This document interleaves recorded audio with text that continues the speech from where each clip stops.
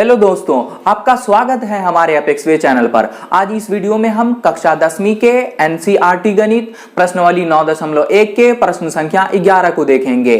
और अगर आप त्रिकोणमिति के किसी भी प्रश्न का हल देखना चाहते हैं तो हमारे अपेक्स वे चैनल के प्लेलिस्ट में जाकर देख सकते हैं, जहां प्रत्येक प्रश्न के लिए अलग से वीडियो बनाया गया है। तो चलिए देखते हैं अब हम अपने प्रश्न को। एक नहर के एक तट पर एक टीवी टावर ऊर्ध्वाधर तक खड़ा है। अब मान लीजिए कि ये नहर है और इसका कोई एक तट ये है और इस पर एक टीवी टावर ऊर्ध्वाधर तक खड़ा है।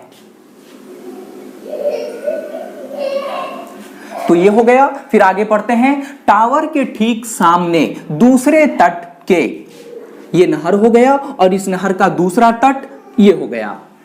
आगे फिर पढ़ते हैं। दूसरे तट के एक अन्य बिंदु से टावर के शिखर का उन्नयन कोण 60 डिग्री है। उन्नयन कोण ऊपर की ओर देखते हैं तो जो कोण बनता है उसको उन्नयन कोण कहते हैं। तो इस नहर के दूसरा तट जो कि ये है, इससे इस टीवी टावर का उन्नयन कोण 60 डिग्री का है। फिर आगे है, इसी तट पर इस बिंदु से 20 मीटर दूर और इस बिंदु को मीनार के पाद से मिलाने वाली रेखा पर स्थित एक अन्य बिंदु से टावर के शिखर का उन्नयन कोण 30 डिग्री है। अब यहां पे ये कहा जा रहा है कि इस बिंदु से ही 20 मीटर दूर आने पर, तो 20 मीटर दूर यहां से आएंगे, सपोज कीजिए कि ये कुल लंबाई 20 मीटर है।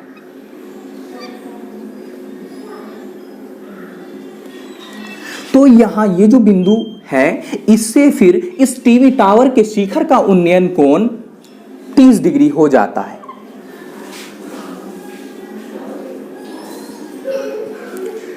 यहां इस बिंदु से टीवी टावर के शिखर का उन्नयन कोण 60 डिग्री का है।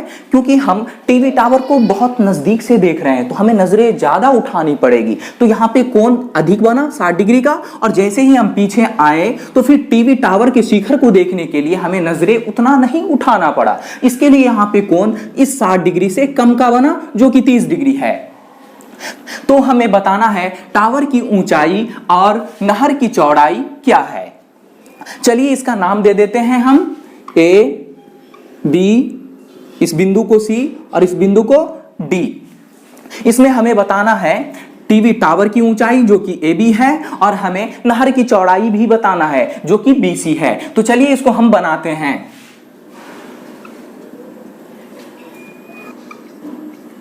बी सी एक नहर है जिसके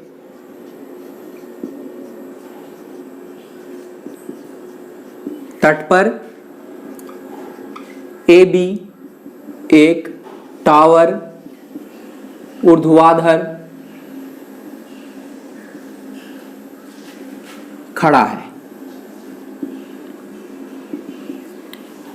तो बी सी एक नहर है जिसके तट पर ए बी एक टावर है जो कि खड़ा है। सी डी बराबर है 20 मीटर। तो CD की कुल लंबाई 20 मीटर है और हम BC की लंबाई को x मान लेते हैं क्योंकि ये नहर की चौड़ाई है, तो इसको हमने x मान लिया। BC बराबर है x माना। अब इस आकृति में छोटा वाला समकोण त्रिभुज है ABC और बड़ा समकोण त्रिभुज है ABD। अगर हम बात करेंगे छोटे वाले समकोण त्रिभुज का तो इसमें कोण C के पास है 60 डिग्री का। तो इसको हम लिखेंगे कोण ACB बराबर है 60 डिग्री। क्योंकि C के पास 60 डिग्री का कोण बन रहा है इसलिए इसको हम बीच में रखे हैं। फिर कोण ADB बराबर है 30 डिग्री। अब यहां से हम समकोण त्रिभुज ABC को लेके चलेंगे या फिर समकोण त्रिभुज ABD को लेके चलेंगे। तो किसी भी समकोण त्रिभुज को हम पहले लेके चल सकते हैं। अब यहां चलिए हम लेते हैं समकोण त्रिभुज ABC को। तो इसमें हम इस 60 डिग्री के कोण को लेते हुए BC भुजा की मदद से AB भुजा को निकालेंगे। तो इसमें 60 डिग्री का कोण यहां बन रहा है, तो इसके साथ लगी हुई भुजा है BC जो कि आधार है, और इसमें इस 60 डिग्री के ठीक सामने वाली भुजा AB है जो लंब है। तो यहां पे हम tan का फॉर्मूला लगाएंगे क्योंकि tan में लंब और आधार दोनों ही आता है। तो चलिए देखते हैं। समकोण त्रिभुज ABC में tan थीटा का सूत्र होता है लंब बटे आधार।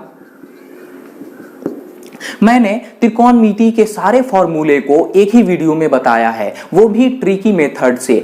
अगर आप वो वीडियो देखना चाहते हैं तो उस वीडियो का लिंक मैं डिस्क्रिप्शन में दे दूंगा, आप उसे वहां से देख सकते हैं। tan का tan और समकोण त्रिभुज ABC में थीटा कोण 60 डिग्री का है, तो यहां पे हम लिख देंगे 60 डिग्री बराबर है लंब है AB, क्योंकि 60 डिग्री को हम लेके चल रहे हैं तो इसके ठीक सामने वाली भुजा लंब होती है जो कि AB है, तो AB बटे आधार है BC। tan 60 डिग्री का मान होता है √3 बराबर है AB भुजा को ऐसे ही लिखेंगे बटे BC की कुल लंबाई को हम x मान लिए हैं। √3 के बट्टे में कुछ नहीं तो यहां हम 1 रख सकते हैं। अब यहां पे क्रॉस मल्टीप्लाइड कर देंगे तो इस एक को AB से गुना, AB बराबर है √3 को x से गुना, तो √3x, इसको हमने मान लिया समीकरण 1। अब चलिए चलते हैं समकोण त्रिभुज ABD में। समकोण त्रिभुज ABD में, तो अब हम आ गए समकोण त्रिभुज ABD में। तो जो हम समकोण त्रिभुज ABC के साथ किए थे वही काम यहां पर भी हम समकोण त्रिभुज ABD के साथ करेंगे। तो इसमें लंब है AB और आधार है BD। तो चलिए यहां पर भी हम tan का ही सूत्र लगाएंगे। tan थीटा बराबर सूत्र होता है लंब बटे आधार,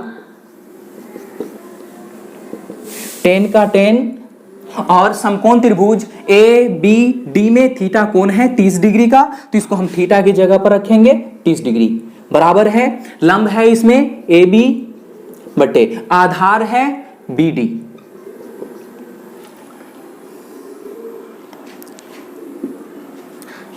tan 30 डिग्री का मान होता है 1 बट्टे √3 बराबर है AB को एज इट इज ऐसे ही लिखेंगे बट्टे BD भुजा को हम लिख सकते हैं BC प्लस CD, तो हो गया BC प्लस CD 1 बट्टे √3 बराबर है AB भुजा को अभी हम ऐसे ही लिखेंगे बट्टे BC की कुल लंबाई है x प्लस CD की कुल लंबाई है 20 मीटर। अब यहां पे फिर हम क्रॉस मल्टीप्लाई करेंगे, तो √3 को AB से गुना, तो √3 AB बराबर है 1 को x प्लस 20 मीटर से गुना। अब यहां फिर हम AB का मान निकाल लेंगे, तो AB बराबर है x प्लस 20 मीटर बटे √3, और इसको हमने मान लिया समीकरण 2। यहां समीकरण 1 का LHS है AB और समीकरण 2 का LHS है AB। तो जब कोई दो समीकरण का LHS साइड सेम हो तो दूसरे साइड को भी हम बराबर करके लिख सकते हैं। तो यहां पे हम दोनों ही समीकरण को तुलना करेंगे।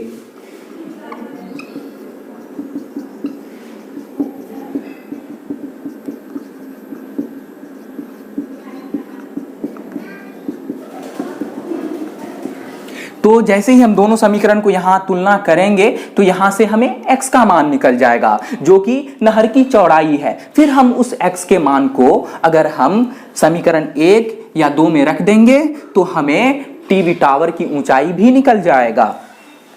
तो समीकरण 1 का RHS है √3x बराबर है, और समीकरण 2 का RHS है x प्लस 20 मीटर बटे √3। अब यहां पे फिर हम बटे में 1 रख सकते हैं और बाय क्रॉस मल्टीप्लाइड करेंगे, तो √3 को √3 से गुना करते हैं तो 3 आता है, और ये x बराबर है 1 को x प्लस 20 मीटर से गुना करेंगे तो x प्लस 20 मीटर 3x, और इस टर्म को बराबर से इधर लेके आ गए तो माइनस में बराबर है 20 मीटर। 3x में से एक x चला गया तो 2x बराबर है 20 मीटर। अब यहां से x का मान निकल जाएगा 20 मीटर बटे 2, x बराबर है 10 मीटर। हमने माना था नहर की चौड़ाई को x और x का मान निकल के आया 10 मीटर।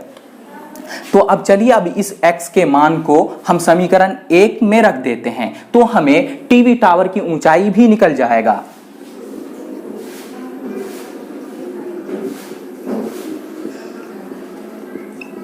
समीकरण 1 में रखने पर, और समीकरण 1 है AB बराबर √3x बराबर है √3 और x का मान हमने निकाल दिया है 10 मीटर, और 10 मीटर को √3 से गुना कर दिए तो 10 √3 मीटर। AB है टीवी टावर की ऊंचाई और वो निकल के आया 10 √3 मीटर, और नहर की चौड़ाई BC है जो निकल के आया 10 मीटर। अतः टावर की ऊंचाई बराबर है 10 √3 मीटर और नहर की चौड़ाई